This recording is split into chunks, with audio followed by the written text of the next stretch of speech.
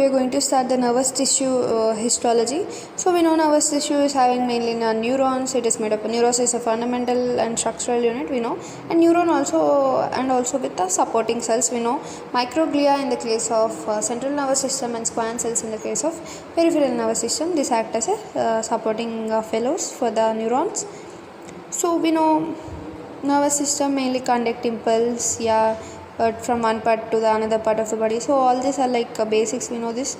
So the lymph vessels are not present actually in neuron, but later still studies are going on this. And the total number of neurons in the human brain is estimated to be more than 10. And also there is no doubt that the higher functions of the brain, like those of memory and intelligence, are also to be explained on the basis of connection between neurons. And neurons are therefore regarded as simple conductors, but as specialized cells for reception, integration, interpretation and transmission of information. And nerve cells are convert information obtained from the environment into codes first, and next these codes are transmitted along their axons. By such coding, so the same neuron can transmit different kinds of information. So here you can see the parts of neuron flow. These are the dendrites, we know. These are the receptors which take information from another neuron and pass it to the cell body. We know cell body is also known as perikaryon or soma of cell body.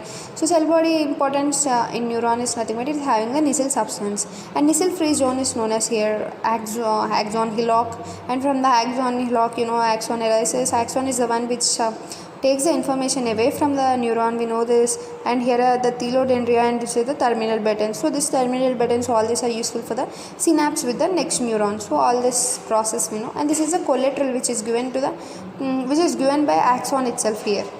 So this is about just a simple structure of neuron. Now let us see the elementary structure of a typical neuron. Here you can see. So neurons very different size and shape, and actually what is the variable number of processes are present in a neuron, and these are known as neuroids. Neuroids are nothing but both dendrites and also axons. Both come under neuroids. That is nothing but the process which are arising from our neurons. And you can see the central nucleus which is present, mainly having a prominent nucleolus. That is important point over here. And we contain numerous mitochondria, lysosomes, Golgi complex as usual. And centrioles are not present in neurons. But the further studies like with the electron microscope, now we are saying that centrioles are also present in the neurons. This is an important point. And the cytoplasm shows a presence of granular material, that is mainly Nissl substance, as I said. So these bodies are seen to be composed of rough surface endoplasmic reticulum. So you can see here Nissl substance is blue stain. These are the Nissl substance. And remember that Nissl substance extends into the dendrites but not into axon. So dendrites only have the Nissl substance, but the axon doesn't have. That is why we call it Nissl free substance is called axon hillock. Axon hillock actually starts from this point. Even at the axon hillock we don't have any Nissl substance. That is important. And next coming to so these bodies are composed of, as I said, there is a lot of rough endoplasmic reticulum, right? So as it is rough endoplasmic reticulum is high, means it indicates that there is high level of protein synthesis going on in the neurons, and the proteins are needed for the maintenance, repair and production of neurotransmitters, and also different kinds of enzymes. And we also find a network of fibrils permeating the cytoplasm. Those are called as neurofibrils. These are seen with the electron microscopy. They consist mainly of microfilaments and microtubules. And also we will find the centrioles which are present in the neurons, and their concern you can see these are the neurofibrils, and we can also see the centrioles which are mainly concerned with the production of and maintenance of microtubules. So production of microtubules is done mainly by centrioles in the neuron, and some neurons also contain pigment granules like neuromelanin in neurons of substantia nigra, and also aging neurons contain a pigment known as lipofuscin, which is mainly made up of residual bodies which are derived from the lysosome. In the process, as I said, neuroids are nothing but the dendrites and axons together form the neuroids, and the longest axon may be as much as meter long. This is an amazing fact, and each axon has a uniform diameter, and they are devoid of Nissl substance. This is important. And it's coming to the proteins which are present in the dendrites and axons are not identical, and there is a special protein known as MAP2 protein is exclusively present in our dendrites. So the dendrites have exclusively special protein known as MAP2 protein and helps in the identification. And also the part of the cell body called the axon hillock is nasal free zone, as I discussed, and just beyond the axon hillock we have an initial segment from which the axon starts. So it is known as axon's initial segment. It is just beyond the axon hillock. And the cells which are providing the sheet for the axons lying outside the central nervous system are the Schwann cells, and the axons lying within the central nervous system are provided by a kind of neuroglial cell, then it is known as oligodendrocyte. So in the central nervous system we have oligodendrocyte, out of the central nervous system we have our Schwann cells. And next let us see how a myelin sheet forms. So let us see in a peripheral neurons mainly, that is you can see Schwann cell, the axon lying near the Schwann cell. So when the axon gets invaginated by a Schwann cell, so next the mesoaxon formed by further invagination, and next the mesoaxon elongates to begin wind around the axon. Like this several layers will form, and between these layers lipids start forming. So if the lipids start forming, it converts into a myelin sheet. So this is how a myelin sheet is formed around an axon. And next some myelinated and non-myelinated axons. The myelinated axons are nothing but which contain that myelin sheet, and which are not containing that myelin sheet are known as unmyelinated axon. And remember that the mesoaxon does not spiral around them because no myelin sheet. So why mesoaxon to form? And also axons may invaginate into the cytoplasm of a single Schwann cell. So you can see this is an unmyelinated axon where only the Schwann cells are present and also axon is present, but only by single round. They will not form the double fold around the axon. Only single fold is formed in a case of unmyelinated unmyelinated axon. And next, what are these nodes of Ranvier? They are nothing but the spaces between the myelinated sheets. So you can see this is the nodes of Ranvier in between the two axon myelinated by a Schwann cell. So axon may give variable number of branches, and some branches arise near the cell body. Those are known as collaterals, as I showed you. And the termination, the axon breaks into branches. It is known as telodendria. We know that buttons like structures, terminal buttons or button terminax. And mainly the axon terminates in the two ways within the central nervous system, that is by terminating in an initiate relation with another neuron by forming a junction, synapse, and outside the central nervous system the axon may end in relation with an effector organ like muscle or gland. So neuromuscular junction, so all those are outside the central nervous system, or also may be ending by synapsing with neurons in a peripheral ganglion. And next, axons and some dendroids that resemble axons in structure constitute what are commonly called as nerve fibers. So these are some of the important points. And next, variability in the neural structure. So they're different in size and shape of cell bodies, somata, and the length varies from 5 μm to 120 μm. And also the most common type of neuron is nothing but the multipolar neuron, as everyone know. And next, the neuron only having one axon and one dendrite is known as bipolar. And another type of neuron is having only single process and it is highly convoluted, and this type of and only one division represents the axon and other is functionally dendrite. So this neuron is described as unipolar. And next, pseudo unipolar you can see in our ganglions around our spinal cord. So those are pseudo unipolar. And next, coming to, depending on the shapes of the cell bodies, some neurons are referred to as even stellate or star shape or pyramidal. So because it's depending on the cell shape.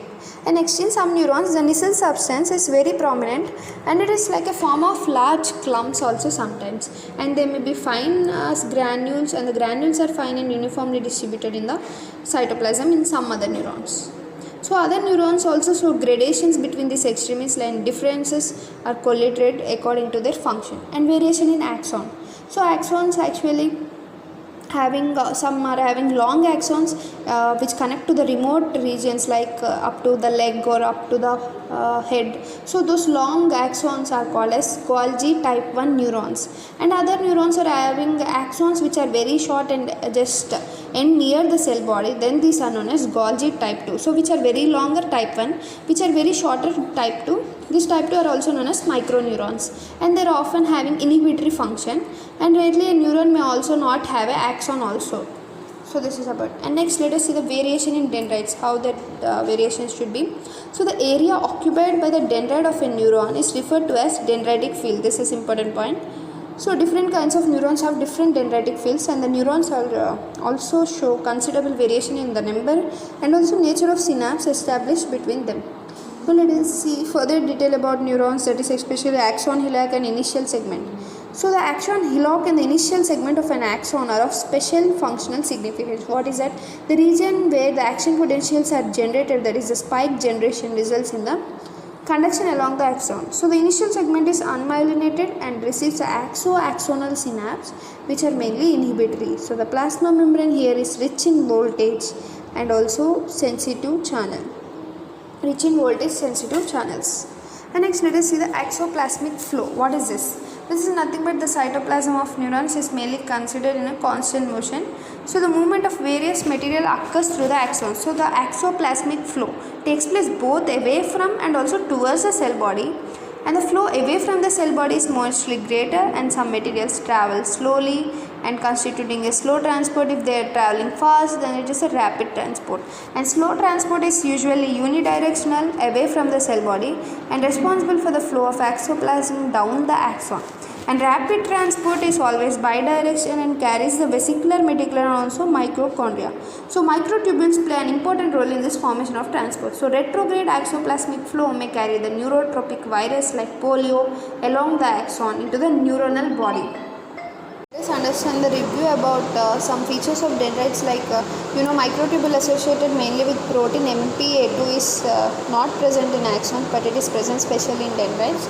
And in dendrites there is formation of spine apparatus and actin filaments are present. And if the cells are in the field, there is dendritic field. And in dendritic field, if the cells are spherical, then stellate cells, hemispherical, disc-like, conical, and also pyramidal in the case where the neuron have two separate dendritic fields like that. And we know synapse review like synapse is nothing but between a dendrite and an axon commonly. So there are also different types of synapses going on.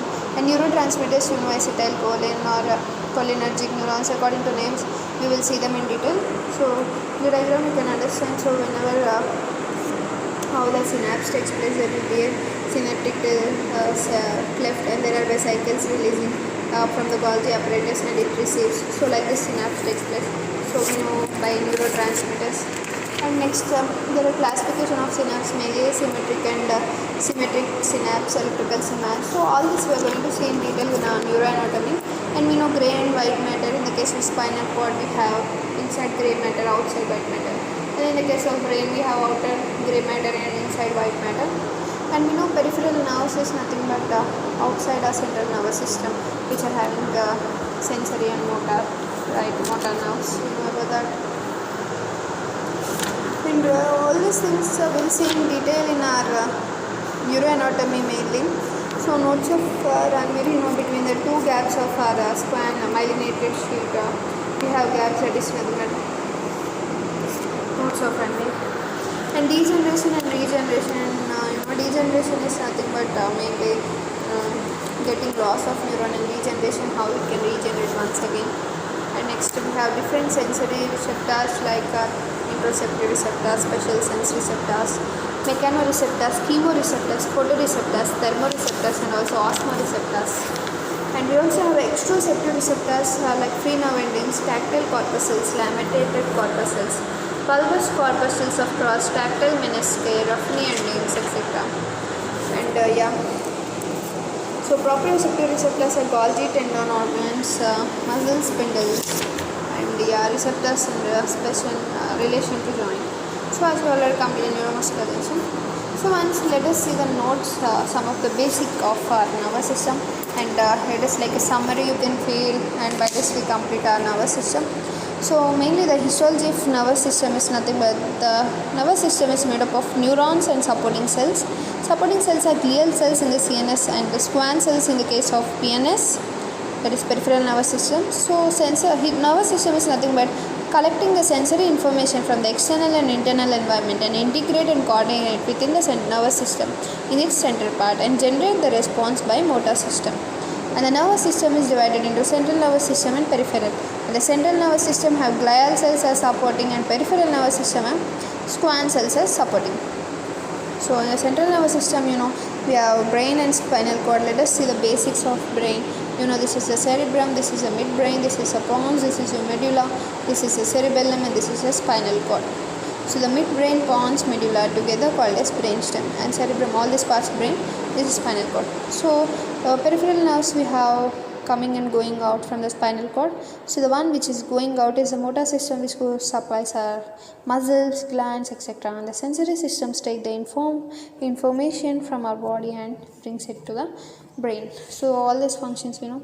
So there are approximately 1 billion neurons in our body, which are conducting cells which conduct signals in the form of action potentials. And remember that glial cells are more than the neurons, that is, supporting cells are more, and they are non-conducting cells. And next, neuron. So neuron is a fundamental unit of the nervous system. Most common neuron is multipolar neuron, we all know. So dendrites which receive the info, and dendrites mainly increase the surface area of the cell body, and dendrites are receptor component of the neuron. And remember that one neuron can receive info from at least greater than 10,000 neurons. And you can see this is a cell body, or some also known as perikaryon, and this is the axon. Axon take the info away from the cell body, and these are known as effector components. And next, neuroids. We know the extensions from the neuron are nothing but the neuroids, that is axons and dendrons.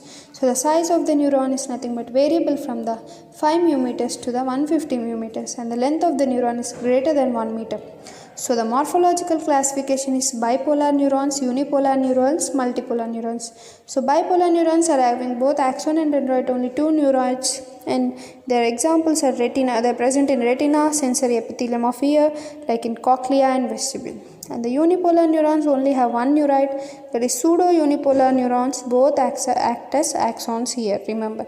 And the multipolar neuron, and one more thing, unipolar neurons are present in a ganglia, which are nothing but the collection of cell bodies outside the central nervous system. So here we have the dorsal root ganglion, or also known as sensory ganglion. This is the example for the pseudo-unipolar. And the multipolar have one dendroid and axon. Examples: motor neuron, upper motor neurons, and most of the CNS are usually having the multipolar neuron. Now let us see the functional classification. So it is divided into sensory and motor, right? Sensory take the info from the external and internal environment, and motor supply to the muscles and gland stimulation. And in between this sensory and motor we have interneurons, which are most evident, that is 99 points of our body are interneurons, which are connecting with this both sensory and the motor neurons. So next, let us see the neuronal conduction. Actually, it takes place by the action potential in an axon, and that is electrical activity, that is neurotransmitter is released and bind to the next neuron and alter in the next neuron activity. This changes activity is nothing but the neurotransmission is a chemical activity, but the neural conduction by action potential is the electrical activity by releasing a chemical like acetylcholine, that is a chemical activity.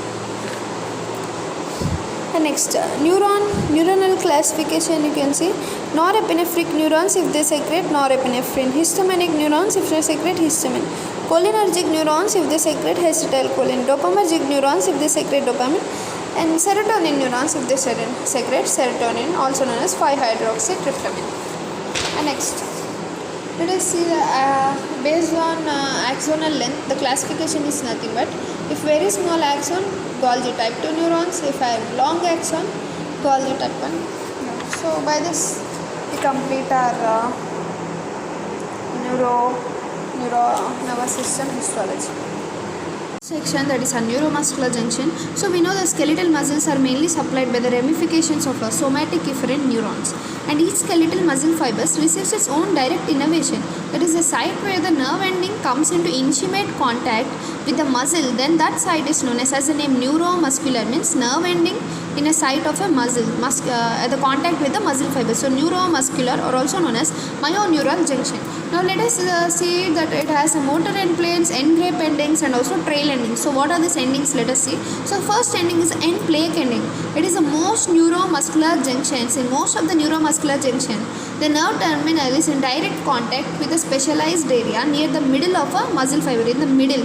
Then this area is roughly oval or circular, and this is known as the sole plate. So you can see this is a sole plate. Yeah, it is in the middle of a muscle fiber, and this area is roughly oval or circular, and the sole plate plus axon terminal, you can say axon terminal lodged in a groove. So this together, that is a sole plate and the axon terminal lodged in the groove, together constitute the motor end plate. So this motor end plate is nothing but known as end plate endings. So this is known as end plate endings. So now let us see the end grape endings. So what is this grape endings? It is nothing but an axon terminal divided into number of small ramifications, and each ending in an expression is applied to the surface of the muscle fiber. Then this is referred as end grape. As a grape, they are divided into branches like this. So it is end grape endings. And trail endings. Trail endings is nothing but the nerve fiber runs for some distance along with the length of the muscle fiber and giving off several ramifications which are in contact with the latter.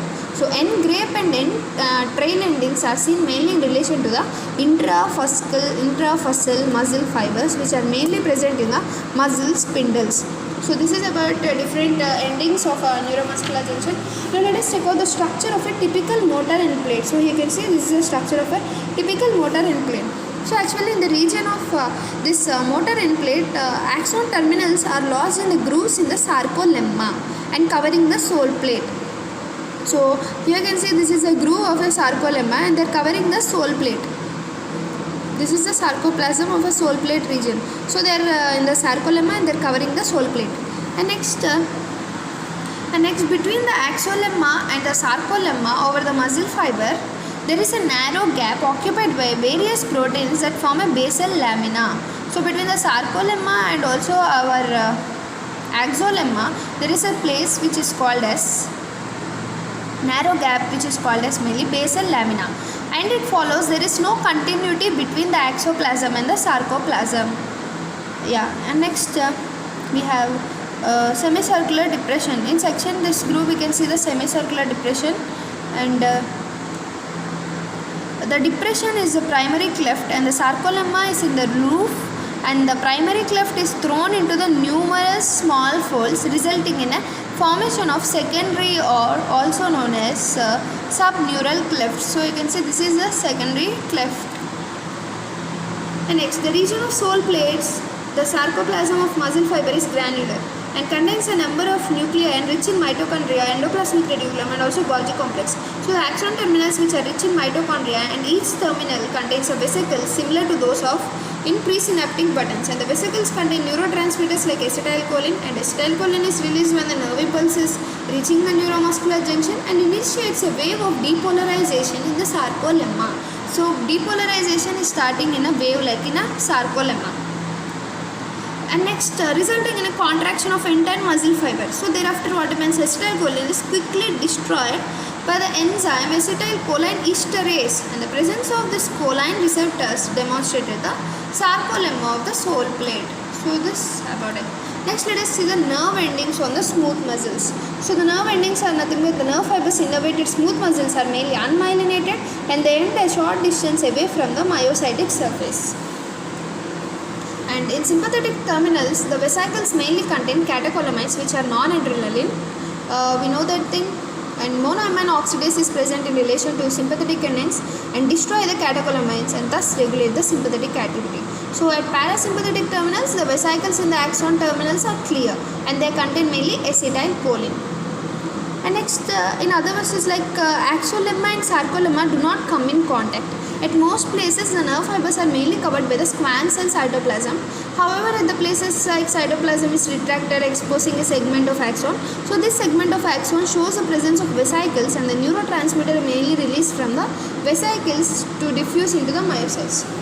So recently we had an update like some autonomic terminals contain neither noradrenaline nor acetylcholine, and they are described as non-adrenergic, non-cholinergic endings, and the neurotransmitter which are present at these endings is a purine, that is adenosine triphosphate, and such fibers have been demonstrated in the walls of an elementary and also in the urinary tracts and also in the CNS. So these endings are believed to be predominantly inhibitory, and other effector endings are apart from muscle like effector endings present in the glands like secretomotor endings and also to the myoepithelial cells and to the epididymocyte tissue.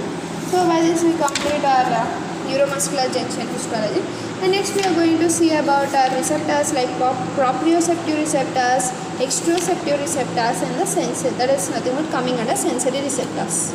ganglia. Ganglia is nothing but the aggregation of cell bodies outside the central nervous system. So they are mainly divided into two types, that is the sensory and autonomic. So let us see the sensory. Sensory is having nothing but dorsal nerve roots of the spinal cord, and this is nothing but forming dorsal nerve root ganglia, or also known as spinal ganglia. And it is also present in a 5th, 7th, 8th, 9th, 10th cervical nerves also. And next, they are mainly of unipolar type, and they are absent in the vestibulocochlear nerve because they are bipolar. And next, vestibulocochlear are bipolar, but these are unipolar. And next, they are having a efferent sensory fiber and also a central process which enters the spinal cord or the brainstem. And next, the autonomic ganglia. Autonomic ganglia are mainly concerned with the nerve supply of a smooth muscles or a glands. And the neurons are two types, that is preganglionic and postganglionic. And the bodies of the preganglionic are mainly present in the spinal cord and the brainstem, and they terminate by synapsing with the postganglionic neurons. And the cell bodies of the autonomic ganglia are mainly autonomic ganglia are aggregations of cell bodies of postganglionic neurons is known as autonomic ganglia, and these neurons are multipolar, and the postganglionic fibers reach and supply the smooth muscle or the gland, and they are subdivisible into again two types, that is sympathetic and parasympathetic. And the sympathetic ganglia is mainly on the right and left sympathetic trunks, and the parasympathetic is close to the viscera supplying them. And next, we have a structure of sensory ganglia.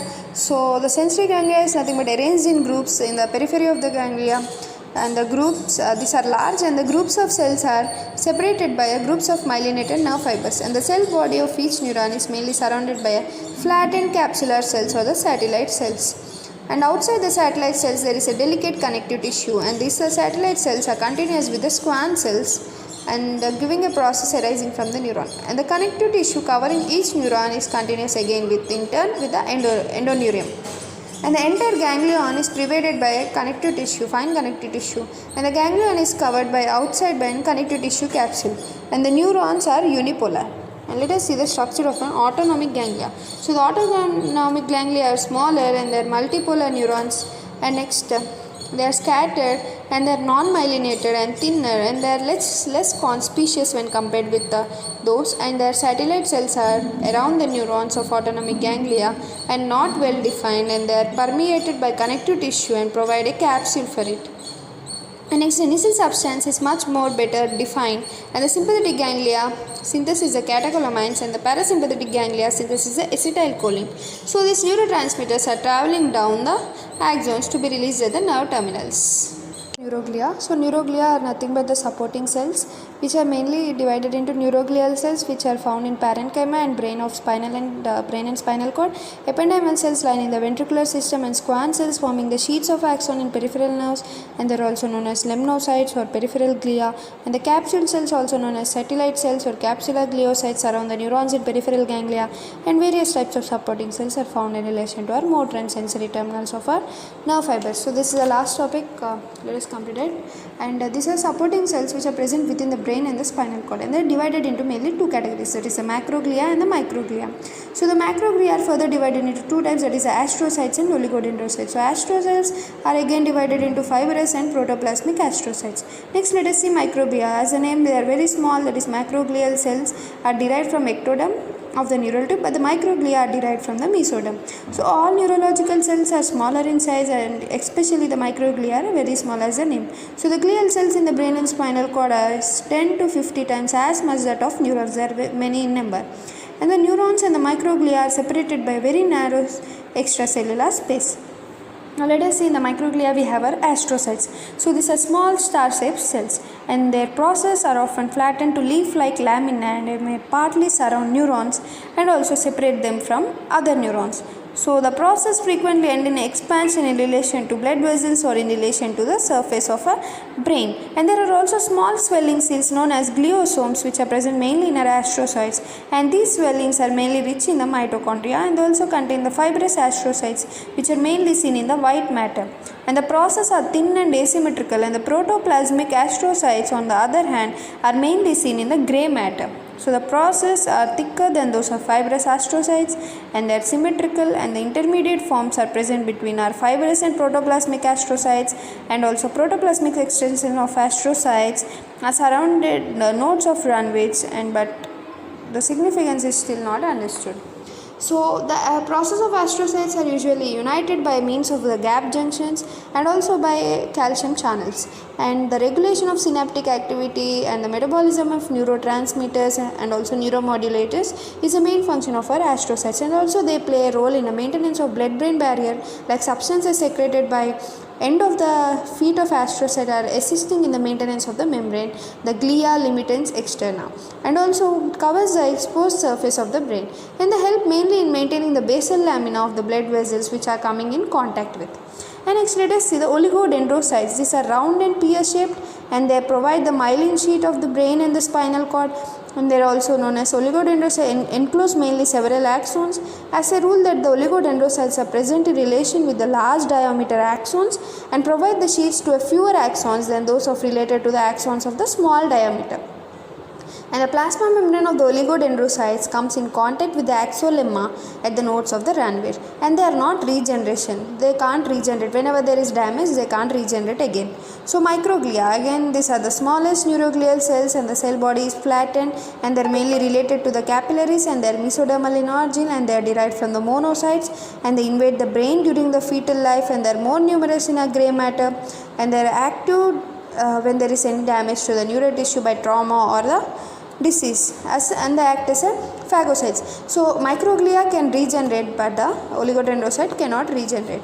And next we have the functions of neuroglia is nothing but the mechanical support. They act as insulators, and also they help in the maintaining of the blood brain barrier, and they repair the damaged areas, and there is a proliferation known as gliosis, and especially microglia act as macrophages, and they engulf the unwanted material, and the oligodendrocytes form the myelin sheaths of the CNS, we know as we discussed. And the ependymal cells are mainly concerned in the exchange of material between the brain and the CSF, that is our cerebrospinal fluid. So by this we complete our histology of our nervous tissue.